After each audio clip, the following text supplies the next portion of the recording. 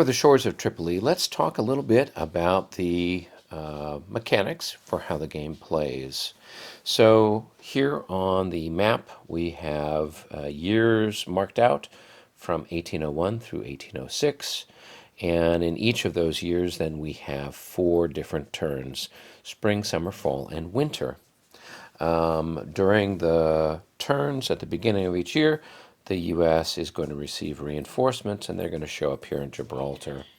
As the play takes place or moves along, the Tripolitanians are going to get their reinforcements here in Tripoli, and then if they play cards that bring in their allies in Algiers or Tunis, that's where the additional forces will show up for them. Now, each side has a deck of cards that has particular historical representations of real things that happened, and some things that are speculative that the game designers threw in for fun or for the purposes of moving the game along. So each year, at the beginning of the year, each side is going to draw from their deck 6 cards. And so from these 6 cards, they will, if they have any left over from the previous year, they'll sort through it, and they'll keep no more than 8 cards in their deck. Now, they also start the game. The Americans have 3 what's called core cards. These are primary cards that have particular actions to them that are available to play in some cases when a particular time period has been reached. But those are always available for them to access and use, but once used, they're removed from play. Similarly, the Tripolitanians have their cards that they draw, and then they also have their core cards as well. Now, among the cards, you're going to have some cards that are simply simple action cards, moving ships or bringing things around. And these ones can be put back in the discard pile, and they might be drawn later in the game. You also have cards that sometimes have particular actions to them. So if this card is played for the event, it's then going to be removed from the deck and not able to use it again. Now, the player could choose not to use it for the event, instead just to play it for the purposes of an action during the turn.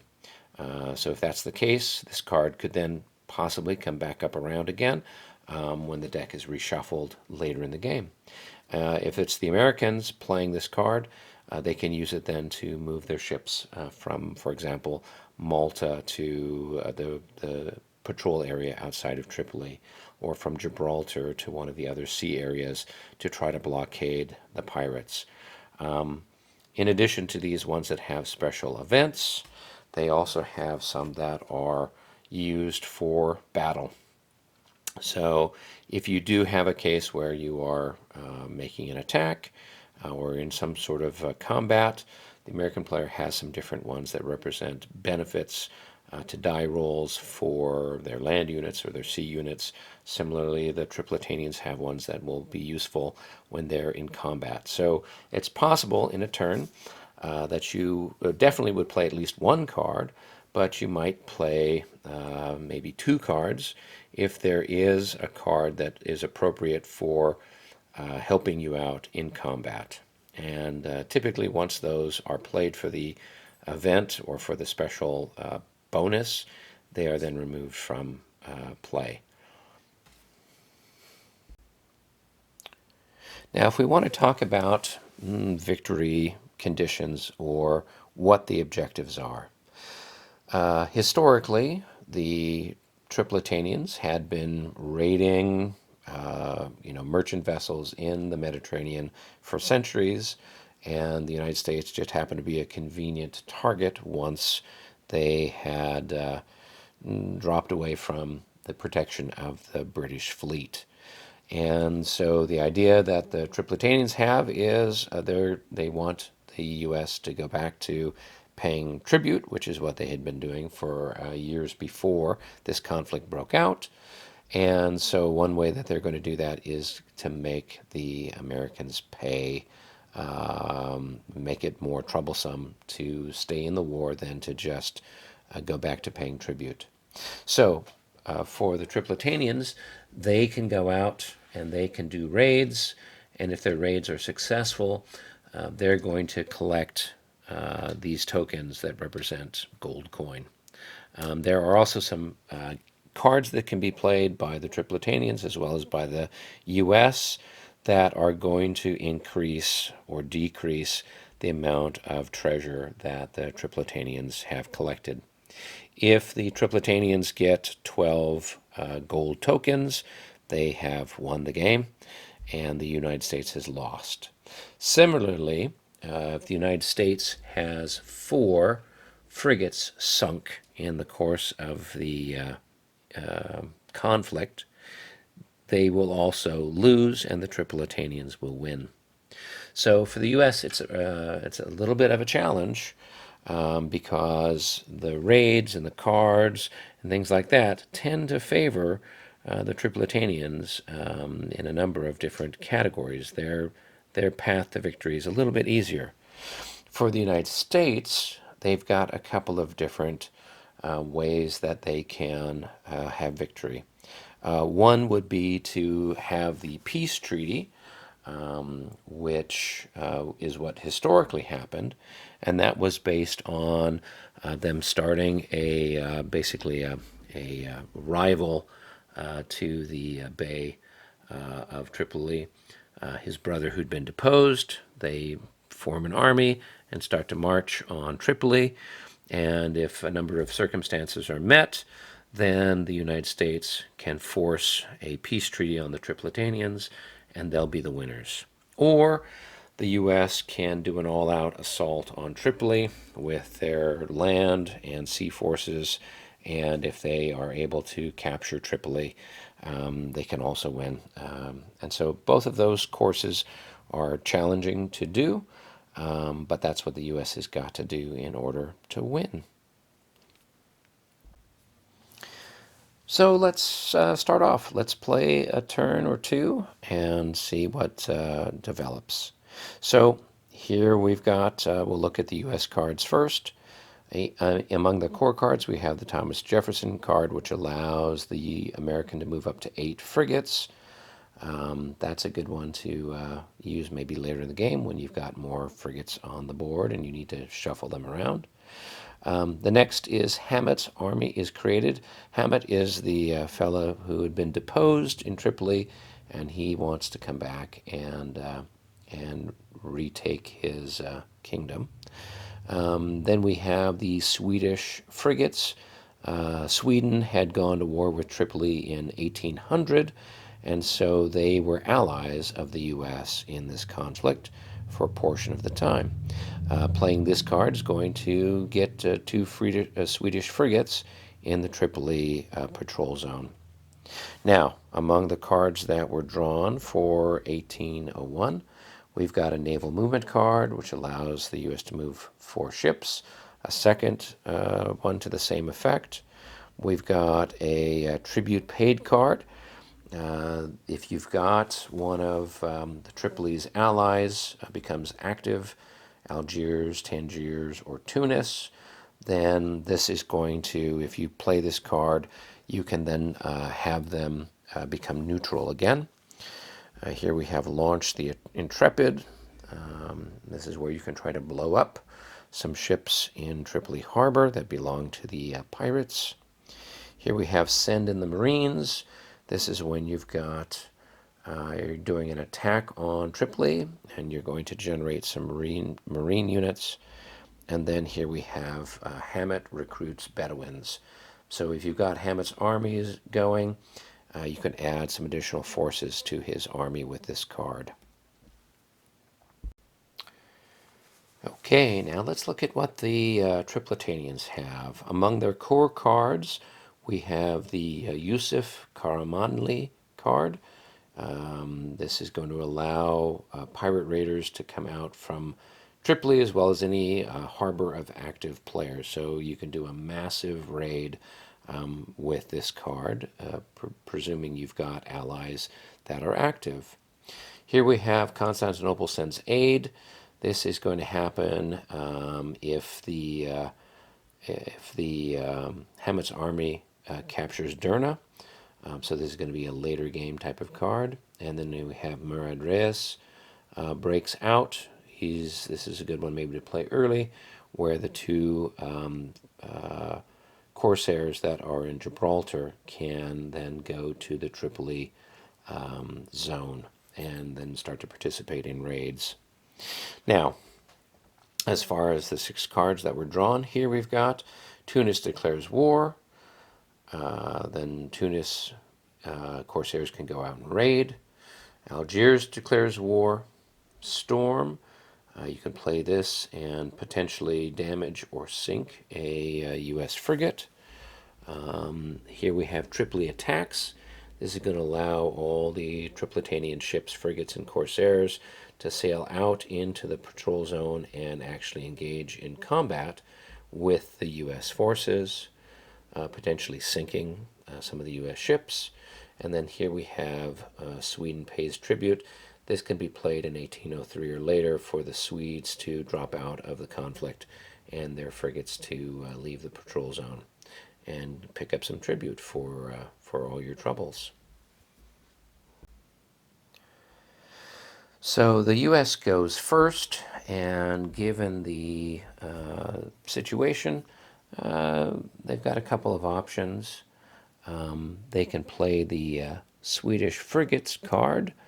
That's going to get them 2 Swedish frigates, but they'll play this naval movement card instead, and that's then going to bring their ships from Gibraltar to Tripoli.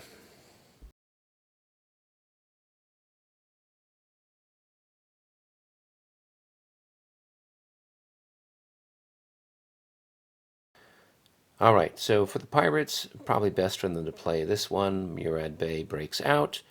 This is going to allow them to move the 2 Tripolitanian corsairs from Gibraltar to the harbor of Tripoli. This then is removed from play.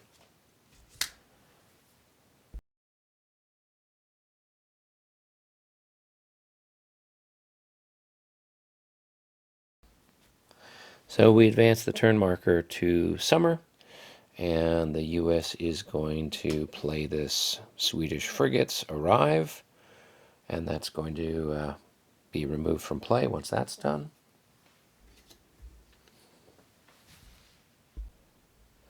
And here we'll take the Swedish forces from the sort of reserve and drop them into the patrol waters outside of Tripoli. So now, altogether, between the Swedes and the Americans, we've got 5 frigates there to interdict the pirates. Now, for the pirates, they're going to try this Storms card. There are 3 U.S. ships in the harbor, so you're going to roll a die. On a 6, the frigate is sunk, and each additional 6 rolled places a ship in the damage area where it will return next year. So there's 3 frigates, U.S. frigates there. We'll roll 3 dice and see what the result is.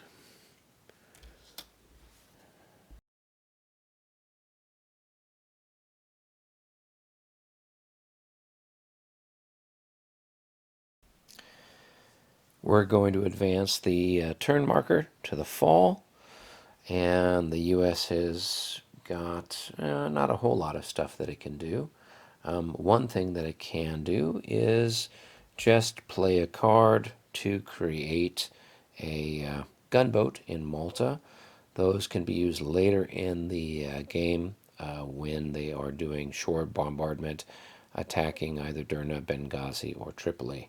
So we'll just use this card for that purpose, not its printed purpose. It will then be able to be used later.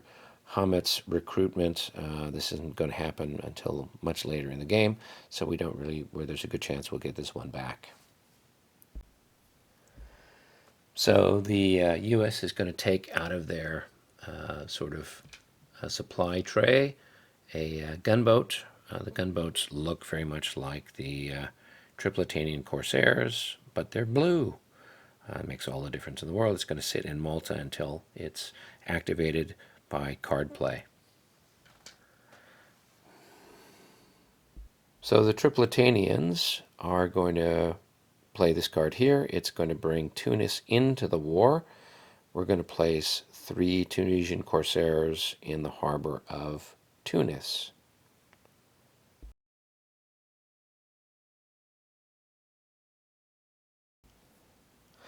All right, we are going to advance the marker to the winter of 1801.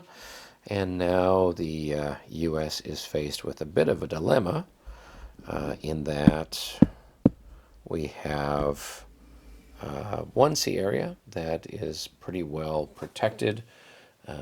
This one here, we've got them in, but we don't have anybody here to intercept those new pirates that just came on. Now, the U.S. can play the tribute paid card. This will basically return the Tunisians to neutrality, but it will give the Tripolitanians 2 gold coins. So it's a bit of a trade-off for the U.S. They don't have anybody. I mean, if they move forces over there to protect that sea zone, then that's going to leave them open for a possible raid here. So they'll play this card, and that's then going to remove the Tunisians from play, and it's going to give then the Tripolitanians 2 gold coins. So they have 2 gold coins so far. I still had some extra there from when I was showing stuff earlier. Right. Now it's the Tripolitanians' turn. This Tunisian Raiders card is no good now because Tunis is neutral again. But we've got the Algiers declares war. So if we can play this one, we can bring Algiers in and threaten the U.S. in a different spot. So we'll go ahead and play that. And once it's played, it's removed from the game. All right, so now we'll take 3 Corsairs and we'll place them here in Algiers. And that concludes the 1801 game turn. So now what we'll do is we will move things back to the spring. We will advance the marker to 1802. We'll put this reinforcement in here in Gibraltar for the U.S. And now we're looking at the cards that we have. So the U.S. has got 3 cards left over from their hand. A movement card, the Intrepid, and the Send in the Marines. And so they're going to draw 6 cards, and we'll see which one they keep and what they discard to maintain a maximum hand deck of 8.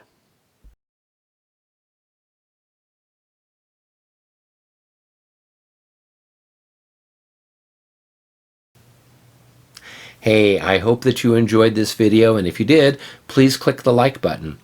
If you haven't done so already, please subscribe, and feel free to share this video out on social media with any other like-minded human beings out there in the universe. If you've got questions, comments, suggestions for future topics or games for me to look at, please make note of those in the comment section, and I will personally respond. Until then, be well and stay out of trouble.